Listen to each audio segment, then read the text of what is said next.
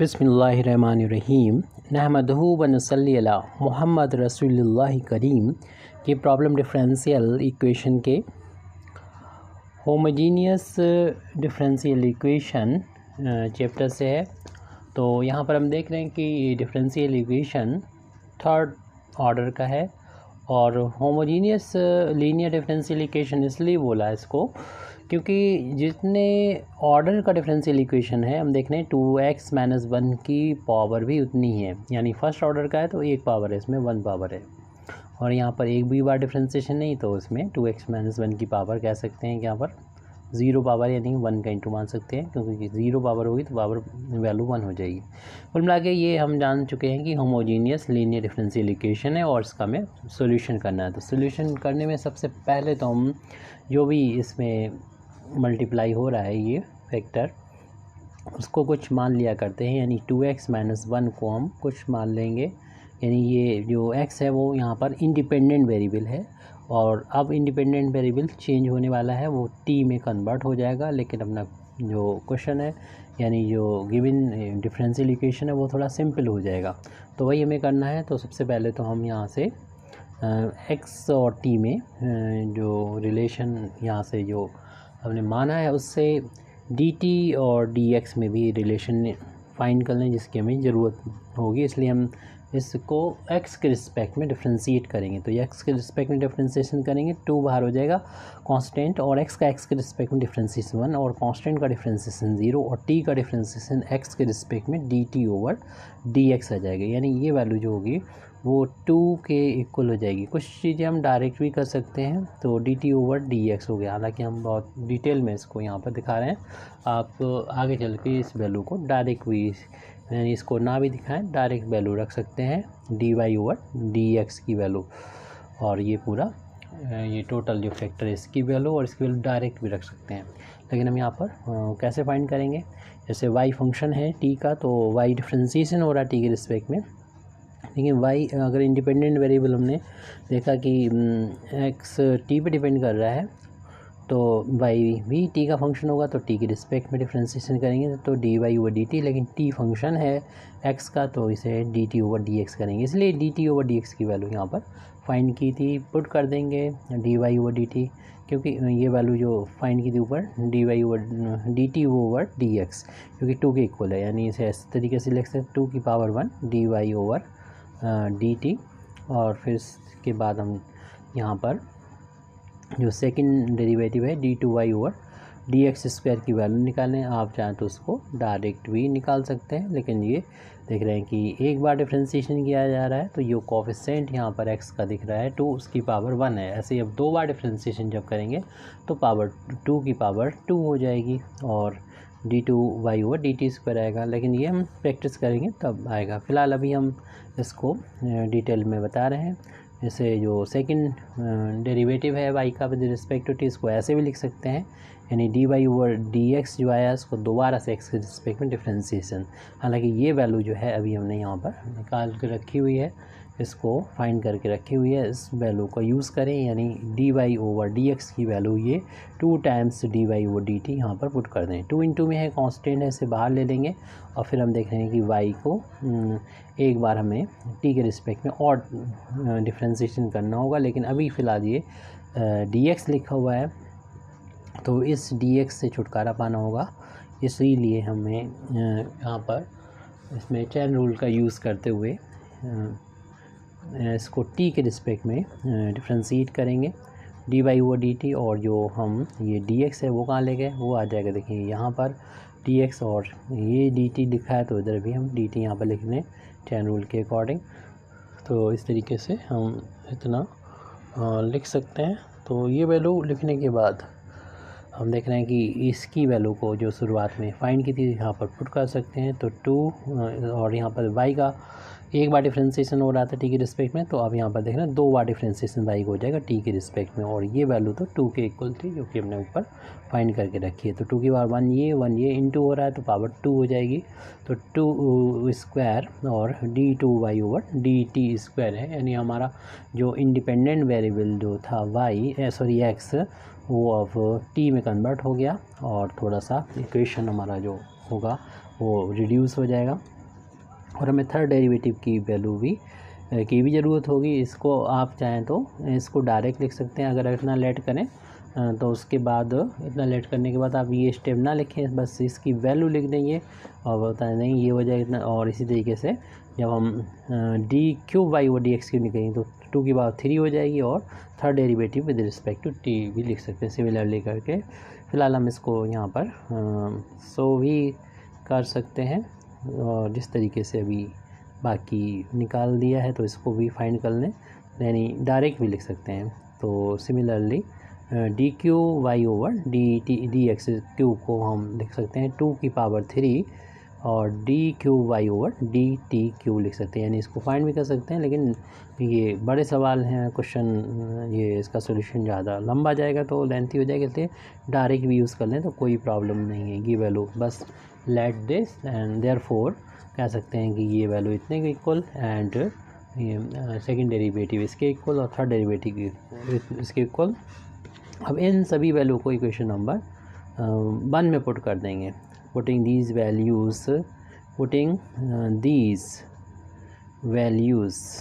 Values in equation number 1। तो equation number 1 में ये वैल्यू पुट करेंगे तो इक्वेशन नंबर 1 रिड्यूस हो जाएगा, यानी 2x - 1 को हमने t माना था तो t की पावर हो जाएगी 3 और ये वैल्यू आई थी 2 का क्यूब और 2 cube and D cube Y over D cube होगा।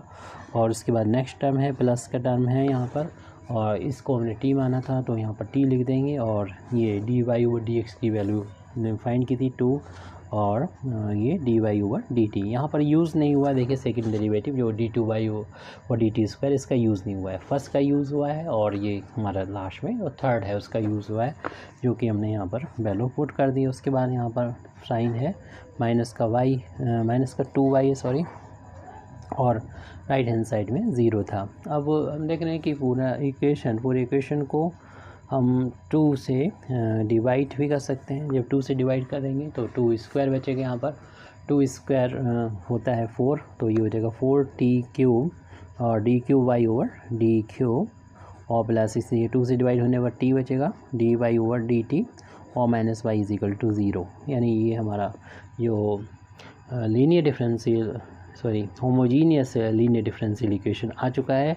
यानी इससे पहले हमने जो बोला था तो वो हम कह सकते हैं कि हमने उसको अभी तो नहीं था ये शुरुआत में क्योंकि ये था रिड्यूसेबल, यानी ये डिफरेंशियल इक्वेशन ऐसा था कि ये हम रिड्यूस कर सकते थे होमोजीनियस फार्म में। हमने गलती से शुरुआत में बोल दिया था कि ये होमोजीनियस, हालांकि इसको हम अब रिड्यूस कर सकते हैं और रिड्यूस हो चुका है। देखिए कि जितने बार इसमें जितने ऑर्डर का डिफरेंशियल कोएफिशिएंट है उतने ही इस इंडिपेंडेंट वेरिएबल की पावर भी होगी। तो इस तरीके से ये एक हमारा होमोजीनियस लीनियर डिफरेंशियल इक्वेशन आ गया। और इस तरीके की जो भी प्रॉब्लम होती है इसमें भी इंडिपेंडेंट वेरिएबल यानी t को हम चेंज कर देते हैं और चेंज करते हैं बस एक ही मेथड से, वो है e की पावर में एक नया वेरिएबल हम लेके आए हैं, वो z है इंडिपेंडेंट वेरिएबल। और फिर जब भी ज़रूरत पड़ेगी तो z की वैल्यू क्या रखेंगे, मीन्स दोनों तरफ लॉग लेंगे तो ये z आ जाएगा, यानी log e to the power z होता है। हम लोग जानते हैं log में पावर आगे मल्टीप्लाई कर जाती है और ये log e बेस e की वैल्यू 1 के इक्वल होती है, z इंटू 1 हो जाएगी। यानी z की जगह पर हम ज़रूरत पड़ेगी, यानी log t की जगह पर z रख देंगे, यानी हम यहाँ पर z के यहाँ पर log t रख देंगे, z की जगह log t रख देंगे। और फिर ये वैल्यू डायरेक्ट निकलेगी पूरी किस तरीके से, तो इसके लिए हम लोग यहाँ पर क्योंकि जब भी इस तरीके का हम लोग इसको मानते हैं तो इसको हालांकि फाइंड कर सकते हैं। अगर आपको प्रॉब्लम हो, अगर आपको पूछना हो तो पूछा जा सकता है, डिमांड कमेंट बॉक्स में कर सकते हैं कि ये वैल्यू जो है वो डी वाई के इक्वल कैसे हुई। यहाँ पर डी जो होता है stand for D over D Z हो जाएगी, यानी इंडिपेंडेंट वेरिएबल यहाँ पर जो हमने इस तरीके से माना है, इससे ये T D Y over D T की वैल्यू जो होगी वो डी वाई के बराबर हो जाएगी, यानी D Y over D Z के इक्वल हो जाएगी, जिसे शॉर्ट में डी कैपिटल डी से डिनोट किया है। इसी तरीके से अगर सेकंड होता डेरिवेटिव यानी डी टू टी स्क्वायर, हालांकि ये मौजूद नहीं है टर्म, तो इसकी जगह पर लिख देते डी माइनस वन वाई। लेकिन यहाँ पर ये हम यूज़ करेंगे और इसको यूज़ करेंगे डी क्यू, क्योंकि ये टर्म हमारे पास मौजूद है यहाँ पर। तो ये D minus one D minus का टू वाई, तो हम ये चीज़ें डायरेक्ट यूज़ करेंगे। क्वेश्चन काफ़ी बड़े होते हैं ये, तो इसमें भी हमने थोड़ा सा डिटेल में कर दिया, आप शॉर्ट कर दीजिएगा। वहाँ पर शुरू में जो हमने बताया ये लगाने की ज़रूरत नहीं है, आप डायरेक्ट वैल्यूज़ का यूज़ करेंगे। तो इन वैल्यूज़ को हम इस जो लास्ट में जो इक्वेशन आया इसको अगर इक्वेशन 2 डाल दें तो इसमें वैल्यू ये पुट कर देंगे। पुटिंग दीज वैल्यूज़ और यानी हम इंडिपेंडेंट वेरिएबल को चेंज कर रहे हैं, टी से जेड में ले जा रहे हैं। पुटिंग दीज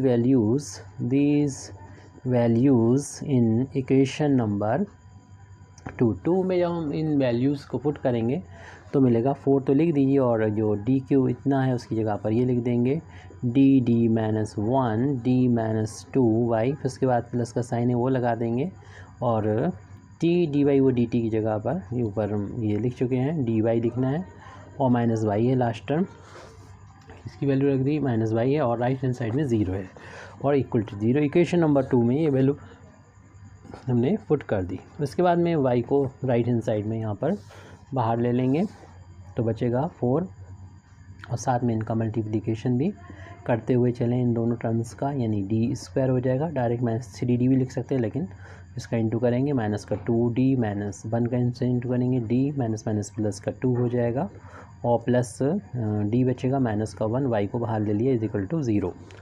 अब ये माइनस का 3d हो जाएगा 4d, और D square minus 3d plus का 2, और द d माइनस का 1 है, और y is equal to 0। Bracket open करेंगे, 4d के अंदर मल्टीप्लाई हो जाएगा तो हमको मिलेगा 4d क्यूब माइनस का 12 हो जाएगा डी स्क्वायर, और प्लस का 8 हो जाएगा d, और प्लस का d है माइनस का 1, y इज इक्वल टू 0। ये d ऐड हो जाएंगे 9 टाइम्स हो जाएंगे, तो 4d क्यूब माइनस का 12d स्क्वायर प्लस का 9 times d minus 1, y is equal to 0। तो अब हम इस इक्वेशन को यानी डिफरेंशियल इक्वेशन को इस तरीके से सॉल्व कर सकते हैं। राइट हैंड साइड में मान सकते हैं कि यहाँ पर ये z का कोई फंक्शन है, हालांकि वो 0 है। तो इस तरीके से लीनियर डिफरेंशियल इक्वेशन को सॉल्व करने के लिए हम लोग पहले तो इसका यानी y का एक्सिलरी, इस डिफरेंशियल इक्वेशन का एक्सिलरी इक्वेशन फाइंड करेंगे y के लिए, तो जिससे कॉम्प्लीमेंट्री फंक्शन आ जाए, फिर पर्टिकुलर इंटीग्रल दोनों को ऐड करेंगे, y की वैल्यू मिल जाएगी इन टर्म्स ऑफ z, फिर z से हम t में पहुँचेंगे, t से फिर x में पहुँचेंगे, और y की value in terms of x आ जाएगी, मीन्स इसमें एक रिलेशन आ जाएगा, ये हमारा सोल्यूशन होगा। तो इसका इस डिफरेंशियल इक्वेशन का लिखना होगा इट्स एक्सिलरी इक्वेशन इज़, तो जहाँ पर भी d नज़र आ जाए वहाँ पर आप m पुट कर दें, और m में ये देख रहे हैं कि क्यूबिक इक्वेशन है, और इस इक्वेशन को सॉल्व करने के लिए हमें देखना पड़ेगा, रिमाइंडर थ्योरम का यूज़ करना होगा, यानी हम देखेंगे m की वैल्यू को पुट करके रखेंगे। जैसे m की वैल्यू 1 पुट करके देखेंगे प्लस का, पहले तो क्या ये 0 आ रहा है, तो यहाँ 1 का क्यूब करेंगे 1 आ जाएगा, यानी 4 आ जाएगा, फिर माइनस का 12 है, m की वैल्यू 1 रखने पर ये 9 आएगा, और फिर माइनस का 1, देख रहे हैं माइनस का भी 13 आ रहा है, प्लस का भी 13 आ रहा है, प्लस 13 माइनस 13 0 आ रहा है। इसका मतलब ये हुआ कि m की वैल्यू जब हमने 1 रखी तो ये वैल्यू 0 आ रही है, तो 1 को दल ले जाए, यानी m-1 इसका एक फैक्टर होगा, इस m-1 इस एक्सप्रेशन का एक फैक्टर होगा। अगर m-1 एक फैक्टर है तो दूसरा फैक्टर जो कि क्वाड्रेटिक होगा, यानी 2 पावर का होगा, वो भी होगा। उसको कैसे निकालें? जैसे हम लोग जानते हैं कि 15 का एक फैक्टर 3 होता है, दूसरा फैक्टर कैसे निकालें? क्लियर सी बात है कि हम 15 को 3 से डिवाइड करके फाइंड करते हैं, दूसरा फैक्टर कि 5 होगा। तो इसी तरीके से हम भी इस पूरे को डिवाइड कर देंगे m-1 से, जो हम आपको रफ पर इधर सॉल्व करके यानी डिवाइड करके दिखा रहे हैं। यहाँ पर m हालांकि आप डायरेक्ट करेंगे वहाँ पर, यानी यहाँ पर ये रफली है, आप फेयर करना चाहें तो कर दें, कोई ज़रूरत नहीं है इसको फेयर करने की। तो m-1 जो है वो डिवाइड करेगा 4m³ जो भी वैल्यू यहाँ पर थी हमारी, माइनस का 12m² और प्लस का 9m इसको हमें डिवाइड करना है। तो डिवाइड करने का मेथड आपको मालूम ही है किस तरीके से डिवाइड करते हैं। सबसे पहले तो फर्स्ट टर्म के इक्वल बनाना है, यानी सबसे पहले 4 नज़र आ रहा है, 4 लाना है और m की एक पावर है 2 ज़रूरत और m² का, इधर 4m² का इन दोनों टर्म में इंटू करके नीचे लिखेंगे। तो 4m³ मिलेगा, माइनस का 4m² मिलेगा, फिर माइनस कर लीजिए तो साइन चेंज हो जाएंगे इनके, ये प्लस माइनस कैंसिल, ये प्लस का वो माइनस का, तो माइनस का 8m² बचेगा। बाकी सब नोट कर लिए 9m और माइनस का 1। अब इसको इसके इक्वल बनाने के लिए -8m से इंटू करेंगे तो ये -8m² मिल जाएगी। जब इसका इंटू पहले वाले में करेंगे और दूसरे वाले में करेंगे माइनस प्लस का 8m आ गया और फिर इसको माइनस करेंगे, साइन चेंज हो जाएंगे, प्लस माइनस कैंसिल हो जाएगा।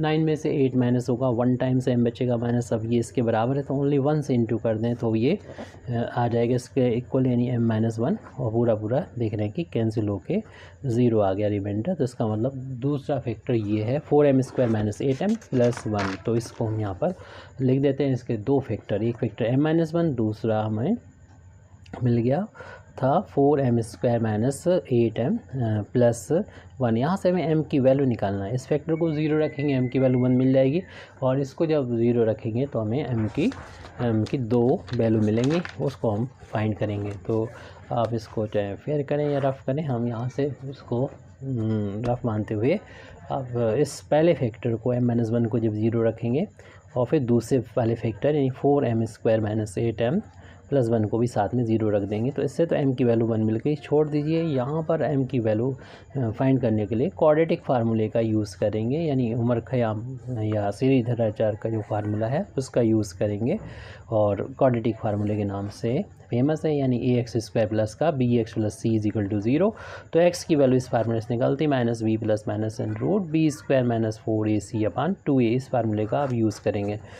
तो a की वैल्यू 4 है, b की वैल्यू -8 है, c की वैल्यू 1 है। तो m की वैल्यू यहाँ से मिलेगी -b यानी -8 प्लस माइनस आप डायरेक्ट भी कर सकते हैं।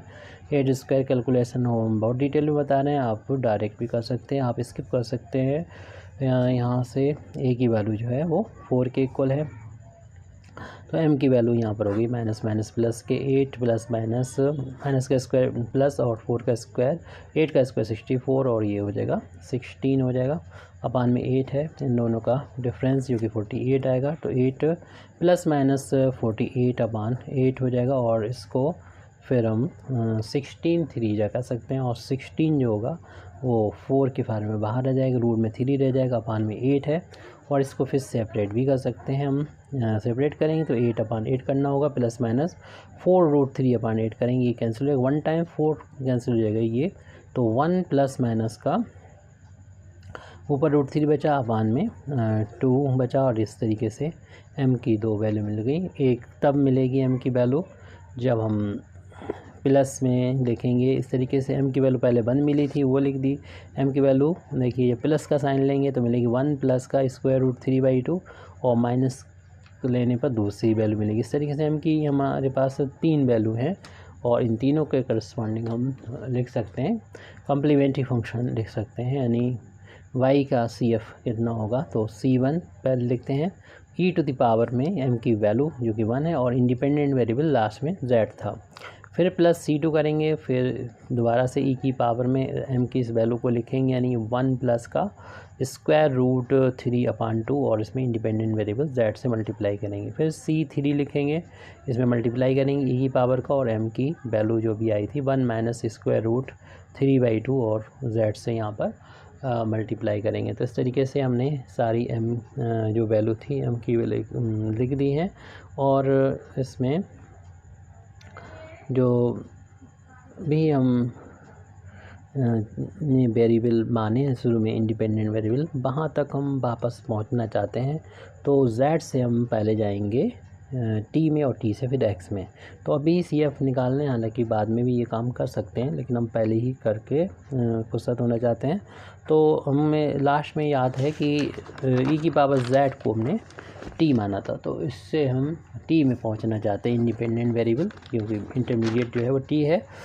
तो ई की पावर जेड जो है वो यहाँ से हम लोग बना लें, तो इस ब्रैकेट को ओपन करना पड़ेगा, तभी हम कुछ आगे बढ़ पाएंगे बाद में। तो ये तो सी एफ का पहला टर्म तो कोई प्रॉब्लम नहीं करेगा, इसमें तो हम आराम से डायरेक्ट भी लिख सकते हैं। Complementary function is equal to C1 E की पावर जेड है, इसके डायरेक्ट ही लिख सकते हैं, प्लस C2 ई की पावर, इसमें आप मल्टीप्लाई कर दिए, ब्रैकेट ओपन करेंगे, 1 में इंटू हो जाएगा जेड, प्लस √3/2 इंटू जेड हो जाएगा, प्लस C3 ई की पावर जेड और माइनस √3/2 जेड हो जाएगा। इसमें थोड़ा सा भी और कुछ करना भी होगा, तो C1 E to the power Z एक साथ रखेंगे सभी वैल्यू टी की फॉर्म में, C2 इसे ई की पावर जेड लिख सकते हैं into E to the power √3/2 Z, ऐसे क्यों इंटू होता है, पावर ऐड हो जाती है, ऐड हुई पावर को इंटू की फॉर्म में लिख दिया है। C3 e to the power Z है into E to the power minus √3/2 Z है। और देखिए इसको भी आराम से हम लोग लिख सकते थे, अगर कॉमन ले लेते तो मैं थोड़ा सा कैलकुलेशन बच जाता। अब कॉमन ले लें, अभी भी लिया जा सकता है कि बार जेड को कॉमन ले लीजिए, बचेगा C1 प्लस का C2, और यहाँ पर एक काम और करते हुए चलें कि हम इसे ऐसे लिख सकते हैं ई की पावर जेड और होल पावर इसमें √3/2, क्योंकि आपको मालूम है ब्रैकेट ओपन करने पर ब्रैकेट के अंदर और बाहर की पावर का मल्टीप्लिकेशन हो जाता है, तो वो लिखा हो मल्टीप्लिकेशन के बारे में, इसको ऐसे लिख दिया। ऐसे ही हम नेक्स्ट टर्म में भी करेंगे। C3 ये तो बाहर हो चुका है, ई टू द पावर जेड और होल पावर माइनस का √3/2। अब सभी को एक साथ जो है अगले स्टेप में ई की पावर जेड की यहाँ पर हम टी पुट कर देंगे, तो कम्प्लीमेंट्री फंक्शन की वैल्यू हो जाएगी ये टी, C1 प्लस का C2 टी की पावर हो जाएगी √3/2 प्लस C3 टी की पावर माइनस का स्क्वायर √3/2। अब टी की वैल्यू जो थी मानी अपनी तरफ से वो रख देंगे 2x - 1, ताकि जो क्वेश्चन में दे रखा है x और y के टर्म में सारी वैल्यू वही हमें रखना चाहिए, जो अपनी तरफ से हैं उनको हटाना चाहिए, तो वो हम यहाँ पर हटा रहे हैं।